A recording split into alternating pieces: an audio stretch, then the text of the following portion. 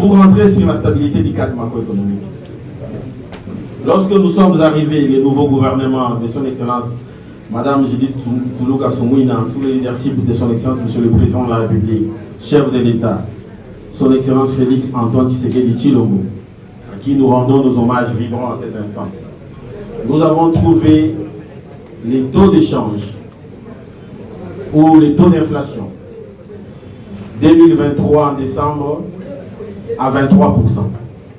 En juin, les taux d'inflation étaient autour de 22%, en glissement annuel. Notre monnaie s'était dépréciée au cours du premier semestre de l'année 2024 à 4,2%. Et il fallait mener une coordination des politiques budgétaires et politiques monétaires, ce que l'on appelle les politiques conjoncturelles, afin de stabiliser notre monnaie. Nous l'avons fait de la plus belle manière. Pendant que nous nous tenons ici devant vous, nous avons constaté une forte décélération du rythme de formation des prix intérieurs. L'inflation a chuté de 23% en décembre 2023 à aujourd'hui 10% en glissement annuel. Nous avons coupé par deux les niveaux de l'inflation. Lorsque vous regardez les taux de dépréciation de notre monnaie, au premier semestre de l'exercice 2024, notre monnaie s'était dépréciée à plus de 4,8%. Au second semestre, la monnaie ne s'est dépréciée que de 0,8%. Lorsque vous prenez de janvier à mars 2025, la monnaie s'est dépréciée que de 0,1%.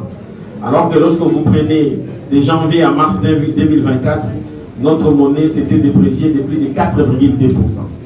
Et pour ceux qui sont en train de circuler notre vie, vous allez constater que nos jeunes gens qui s'amusaient à écrire 26, 27, 28, 29, 30, aujourd'hui, depuis qu'ils ont écrit 28 et demi, depuis l'année passée, ils n'arrivent plus à écrire 29 et 30. Ce n'est pas parce qu'ils se sont entendus. Parce que derrière, il y a un travail qui est en train d'être fait dans le cadre de la coordination des politiques budgétaires et des politiques monétaires. Ceux qui font ce travail font partie de votre parti politique et vous devriez être fiers de ça. Moi, né dans ce parti, je connais que parmi mes camarades qui sont ici, nous avons des génies et des talents qui peuvent être utilisés pour faire le même travail que nous sommes en train de faire. C'est une fierté pour nous parce que le président de la République n'est pas allé chercher ailleurs. Il a cherché au sein de notre famille politique. Et nous pensons que ce que nous faisons, ce n'est pas pour les chefs de l'État, mais c'est pour nos populations. Pourquoi il faut stabiliser les cadres macroéconomiques? Je vous rappelle qu'en avril 2021, avec 20 000 francs, on pouvait avoir 10 $. Avec 200 000 francs, on pouvait avoir 100 $.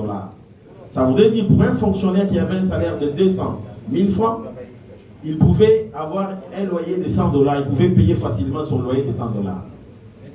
Mais c'est les mêmes fonctionnaires. En 2024, en juin, lorsque notre gouvernement arrive, avec 200 000 francs, il ne peut plus payer son loyer de 100 $. Parce que la monnaie a perdu environ 39% de sa valeur entre avril 2021 et juin 2024. C'est pour cette raison qu'il faut stabiliser la monnaie et maîtriser l'inflation pour préserver le pouvoir d'achat de nos populations.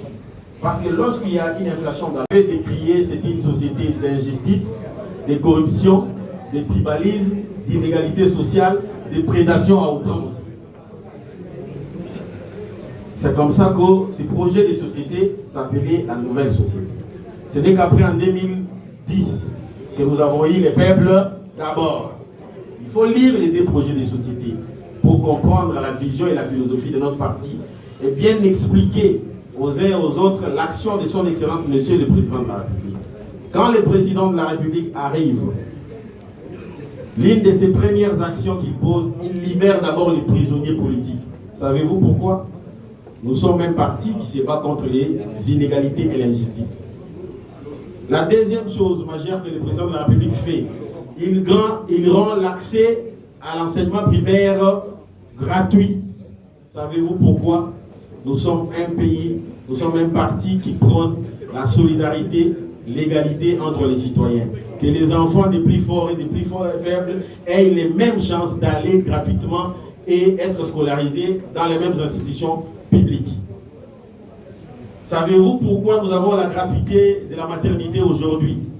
Parce que notre parti de gauche, milite contre les inégalités. Comment pouvez-vous expliquer que les femmes arrivent dans un hôpital et qu'on refuse de les prendre en charge alors qu'ils ont 9 mois de grossesse parce qu'ils n'ont pas payé des CPN et consorts? Un homme de gauche convaincu, élevé dans un parti de gauche, l'IDPS, son Excellence, Monsieur le Président de la République, a posé éminemment des actes qui prouvent son appartenance à la famille de la gauche. C'est pour cette raison que je réaffirme ici que l'IDPS est un parti social-démocrate. Vous ne pouvez que voir ce que nous sommes en train de faire. Quelle différence y a-t-il entre la social-démocratie, les libéralismes? Il y a les profs qui sont derrière nous. Nous croyons que le capitalisme n'est pas une mauvaise chose, mais ce qui est mauvais, c'est la quête absolue du profit effréné sans considération de l'égalité entre les citoyens. Et nous mettons une dose pour atténuer l'impact négatif que pourrait créer les libéralismes à outrance.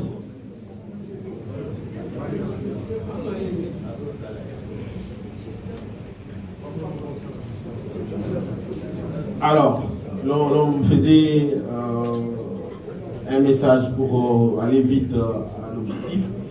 J'ai pensé que c'est très important pour qu'on parle de la stabilité du cadre macroéconomique. Vous n'allez jamais comprendre notre action si vous ne comprenez pas l'essence. Derrière, honorable député national qui me regarde, notre premier projet de société avait un nom. Non. Les peuples d'abord, c'est les derniers. Avant les peuples d'abord, nous avions un projet de société. Est-ce que vous vous rappelez encore du nom de ces projets de société? Voilà. Lorsque le père fondateur s'est décidé de quitter le maréchal Mobutu, ils ont eu un nouveau projet de société qu'ils ont intitulé la nouvelle société. C'est ça notre premier projet. Par exemple, 2000 francs qui représentait $1. Avec 2000 francs, vous ne pouvez plus acheter la même boîte de sardines. Les choses vont évoluer à cause de l'inflation. Et ceux qui payent les plus lourds tributs, c'est nos populations qui n'ont pas accès au crédit et aux revenus. Qu'est-ce que nous avons fait? Nous avons augmenté les niveaux d'investissement public pour entretenir un cycle de croissance endogène dans notre pays. Tout ce qui s'est fait sur la ville de Kinshasa, alors tout, je dis bien tout, caniveau, tirage, route, c'est votre gouvernement central qui finance ça. Je dis bien tout, toutes les routes que vous voyez, les routes autour du marché central, Wangata, Kalimbelembe, Kabinda qui va commencer, donc tout, alors tout. Ceux qui sont en train de constater, je prends au niveau de la province du Kasaï oriental, la voirie qui a été réalisée, toujours votre gouvernement central.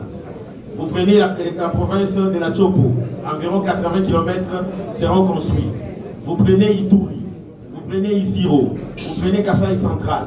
La première phase de financement a été bouclée et les avances de démarrage ont été payées. La deuxième phase va concerner l'espace Bandundu et l'espace Grand Équateur pour montrer combien le gouvernement investit. Jamais dans l'histoire de ces pays, le gouvernement n'a investi comme nous l'avons fait en 2024.